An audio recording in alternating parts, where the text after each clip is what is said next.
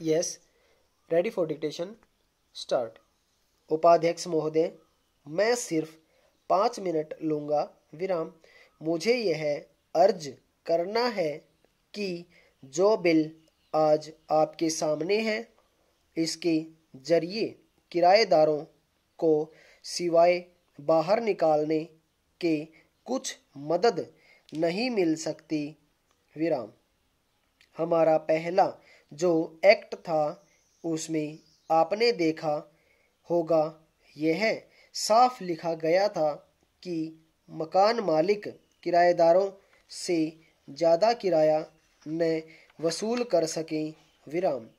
किराएदारों को उसमें संरक्षण दिया गया था विराम, लेकिन नए बिल के द्वारा इनको कोई संरक्षण प्रदान नहीं किया गया है, बल्कि मकान मालिकों को ज़्यादा किराया वसूल करने के लिए प्रोत्साहन दिया गया है विराम। इसमें व्यापारिक मकानों को खाली कराने के लिए ज़्यादा तरफदारी दिखाई गई है विराम। इसके कारण मकान मालिकों को अख्तियार मिल जाता है और वे किराएदार को कानूनी शिकंजे में आसानी से फंसा सकते हैं विराम। कई कारोबार मौसमी होते हैं, कोई 6 महीने का ही होता है और केवल 3 महीने का ही होता है, जैसे कोल्ड स्टोरेज का कारोबार है या आइसक्रीम का कारोबार है या सोडा वाटर का कारोबार है, और उस कारोबार पर निर्भर रहने वाले लोग अपनी 3 या 6 महीने की आमदनी से ही साल भर अपना काम चलाते हैं और रोटी खाते हैं विराम। लेकिन अपने कारोबार के सिलसिले में अगर कोई आदमी 4 महीने अपनी दुकान बंद रखता है, तो आपके इस बिल के हिसाब से उसका निकाला हो जाना चाहिए विराम। तो ऐसे लोग अपने कारोबार से चले जाएंगे विराम। इसलिए किराएदारों में रिहायशी और गैर रिहायशी करके तकसीम हो सकता है, लेकिन वास्तव में उसका विभाजन नहीं हो सकता और न ही उन लोगों का कारोबार बदल सकता है विराम। अगर ऐसा किया गया तो इससे लोगों की आमदनी पर असर पड़ेगा और नतीजे के तौर पर रोजगार भी नहीं बढ़ सकता विराम पहरा।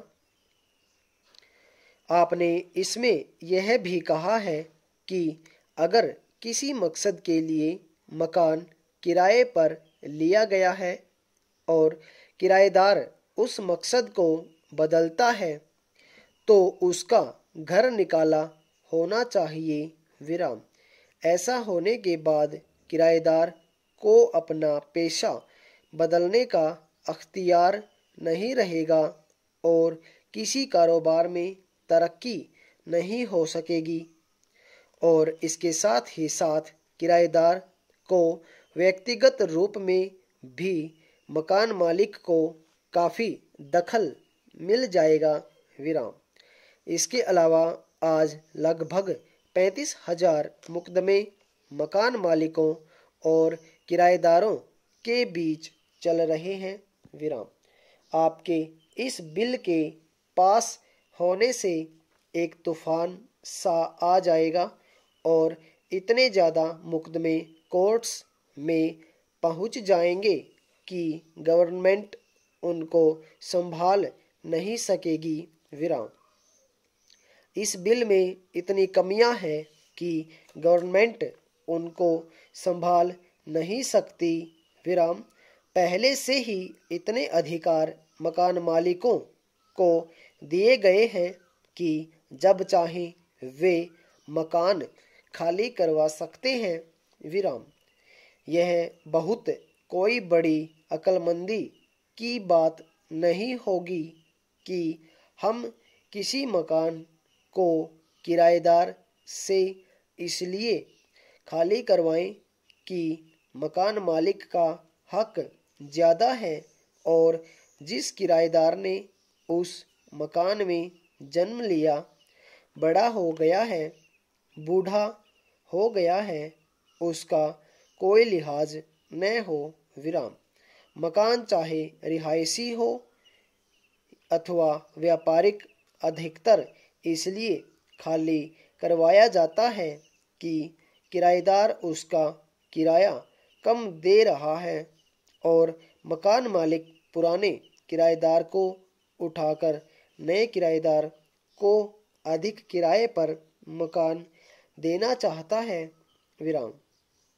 अतः कानून में अगर इस बात की व्यवस्था हो कि समय समय पर अपने आप किराया बढ़ाया जा सके, तो फिर मकान मालिक को बार बार किराएदार को मकान खाली करवाने की आवश्यकता नहीं पड़ेगी। विराम। क्योंकि उसको अपने मकान का किराया बढ़ा हुआ मिलेगा। विराम।